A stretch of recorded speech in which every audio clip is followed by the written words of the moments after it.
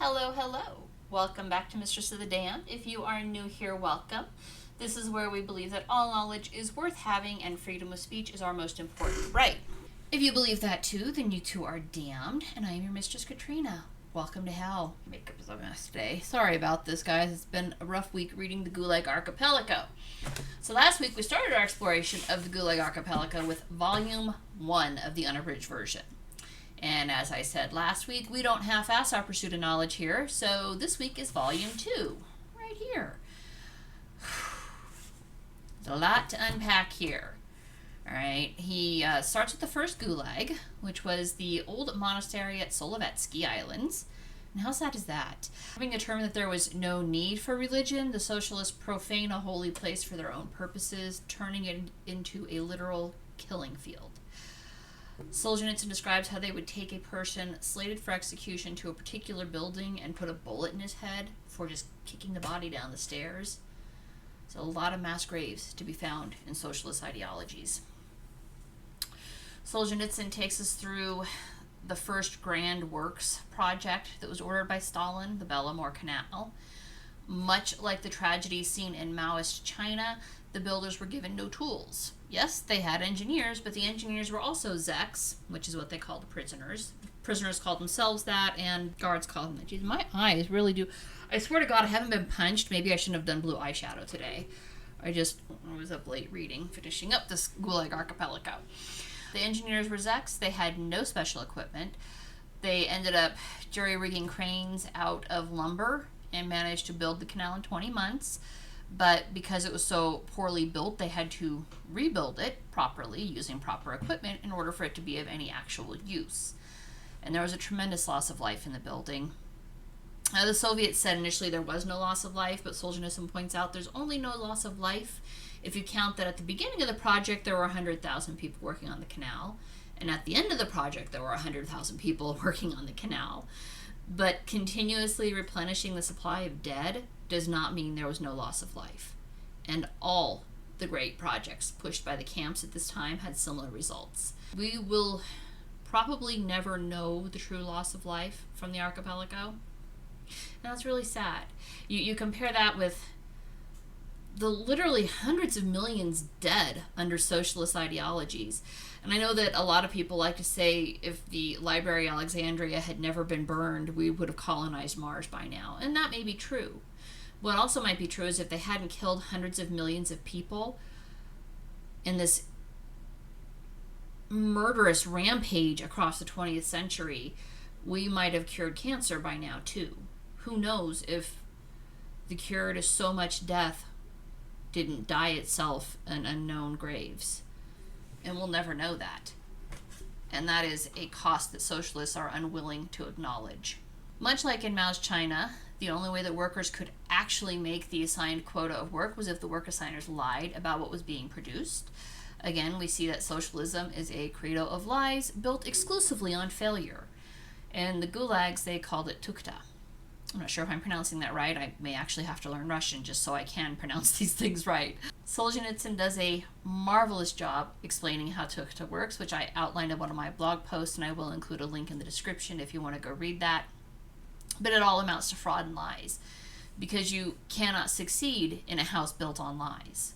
But then we go into the enormous cast of characters, which was a truly fascinating part of the book if you actually like people, which I do individually. As a group, you get socialism. But individually, Solzhenitsyn covers the 58s, aka the political prisoners who the camp guards called fascists. Hint, they were not, in fact, fascists.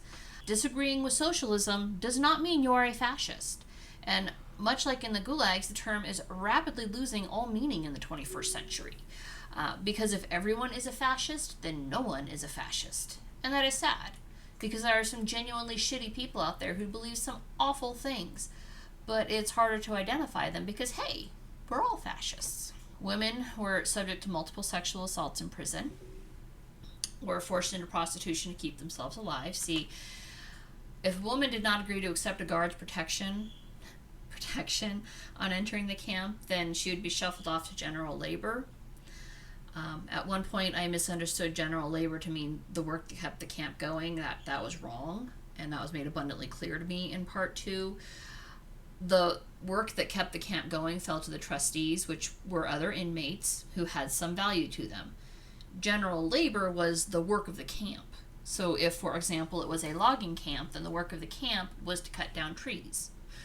Working in general labor was a death sentence, because here you had quotas, and if you could not meet your quota, you were given punishment rations, which meant you got weaker and became less able to fill the quota, which was not adjusted for you even though you were a woman. Everybody was expected to fill the same quotas. Men, women, children, didn't matter. And because everyone is the same in socialism, right? We saw this again during Mao's Great Famine. Even though that is provably false, and even a strong woman is not able to cut as much lumber as a man.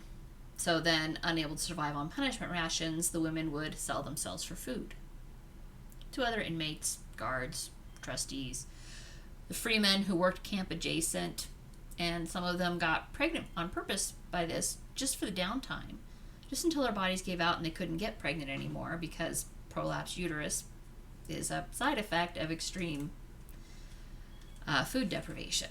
Kids as young as 6 could be given a life sentence for anti-revolutionary sentiment. So yes, they were imprisoning children for political thought.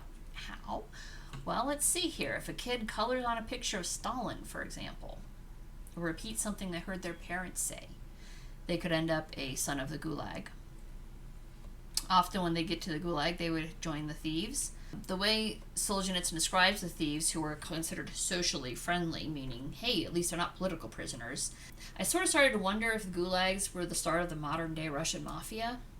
It seems likely, and I actually, because something grabs my attention, I go and I look, and so it seems very likely that this is the case. I found a book on it. I'll review that sometime in November, I think, because I kind of need a break after all of this, so October I'm going to do fun books. Solzhenitsyn identifies 3 elements that raise the Thieves' standing above that of other inmates. Now, I included these elements in one of my blog posts, but there's such a fascinating parallel to what's happening in America today that I kind of want to repeat them here for the people who don't want to read the blog.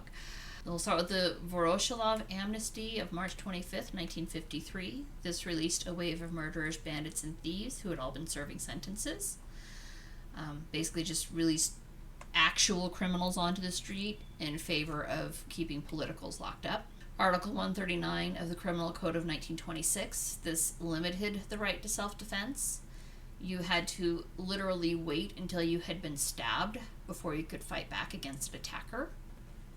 Yes, that is every bit as ridiculous as that sounds, right? You're not allowed to defend yourself until you're actually wounded, and it becomes exponentially harder to defend yourself once you're actually wounded.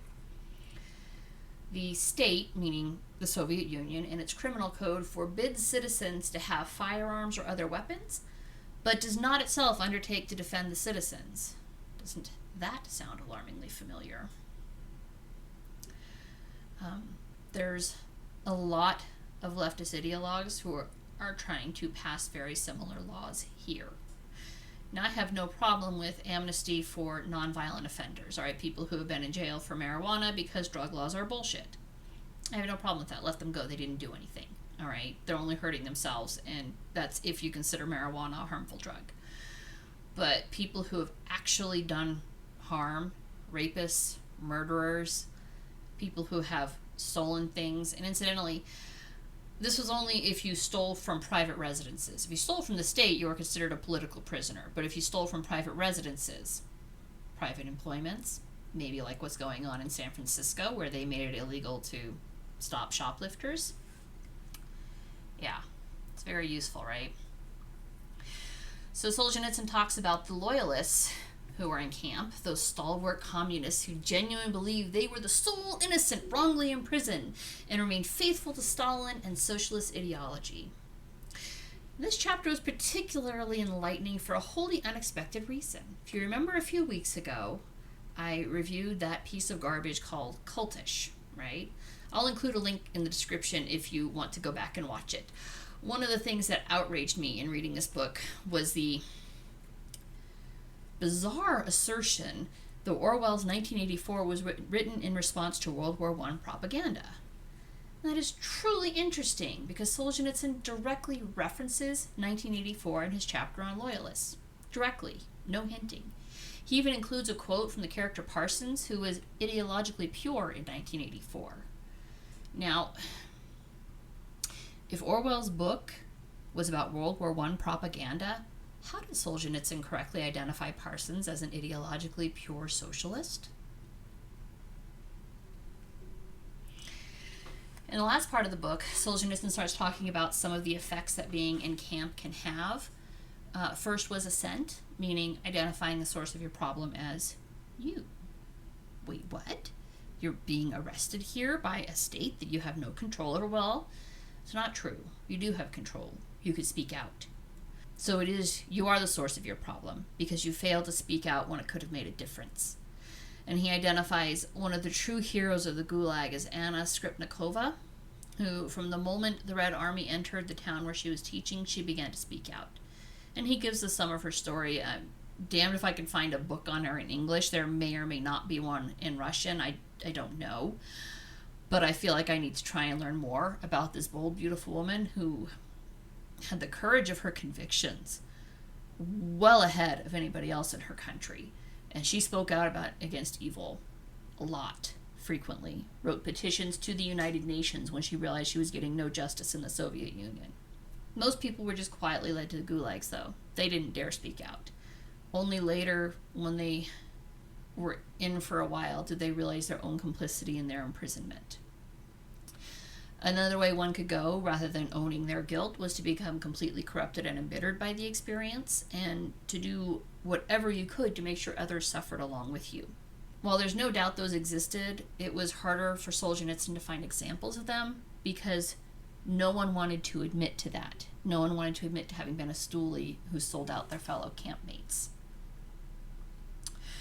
The last bit that was sobering and alarming was his chapter on our Muzzled Freedom, where he identifies those traits of free life which were determined by the closeness of the archipelago or which were in the same style. Now, Solzhenitsyn identifies 10 traits that were experienced in varying degrees by virtually everyone living in the socialist state of the Soviet Union. Constant fear, servitude, secrecy and mistrust, universal ignorance, squealing, betrayal as a form of existence, corruption, the lie as a form of existence, cruelty, and slave psychology. And I kind of want to break this down a little bit, see if I can give examples of each to demonstrate just how far down the archipelago path we are already living here in 21st century America, where we are nominally free. Constant fear. Fear that you'll say the wrong thing, hurt the wrong feelings, and end up canceled, and in some instances fired from your job. We've already lost our freedom of speech. We just don't realize it yet, because it's not the government doing it. We're silencing each other. Government doesn't have to do shit. Servitude. Theoretically, we are, each of us, able to pack and move to a new location, one that fits more in line with our own beliefs, and thus servitude is held at bay, for now. One of the elements Solzhenitsyn identifies as tying in with servitude is the requirement to have a passport to move around the country internally. And who is talking about implementing a passport in order to go about our daily lives? Secrecy and mistrust. All right, truth-telling time. Who here genuinely has the same friends they had a year ago, friends that they would trust to let them speak their minds openly? Because I sure as hell don't. There are people I once would have called good friends that I will barely interact with on social media these days, because I am damn sure that if the gulags do come here, they'll be all too happy to put my name on a list as politically undesirable, because I don't agree with them. Universal ignorance. This ties right in with secrecy and mistrust, right? Hiding things from each other, not trusting each other. But with that inability to talk to each other comes continued ignorance. Because if you can't talk openly with someone, you are ignorant to their true thoughts and feelings. And what if some of those same friends that I no longer trust actually did agree with me? Am I willing to risk my own safety and freedom to see if I'm wrong about them? It's a hard call to make. I like my freedom. As limited as it is, I enjoy being outside. Squealing. We see this every goddamn day on social media. Every day, someone is up for cancellation because they posted something someone did not like, and that someone squealed on them to the cancel mob. Again, who needs the government when we cancel each other, when we're silencing each other? Corruption. That's like our one redeeming trait. Maybe not. It's all too possible that those who continue to vote for corrupt policies are doing so with the expectation that when the dust settles, they'll be the ones on top making the decisions. Depending on proximity to the corrupt politicians, they may be right. The lie as a form of existence. Believe all women. Not like women have ever lied about being raped before, right? Birthing person. Trans women are women. Look, I will call you whatever the hell you like because frankly I don't care. It is no skin off my back. What I will not do is devalue women by giving them derogatory terms like birthing person or front hole or breeder. Hell, if you want a list of lies as a form of existence, I'm going to refer you to Gad Saad's The Parasitic Mind. He does an excellent job breaking down the lies that form existence these days. Cruelty for the sake of cruelty. Something else that is daily touted in the media. Ever hear the phrase, if it bleeds, it leads? We are inundated with acts of cruelty every day across the political spectrum, and then made immune to it by exposure. Slave psychology. How about the absolutely insane belief that government will make everything better? That's it for this week. The Gulag Archipelago is a massive undertaking.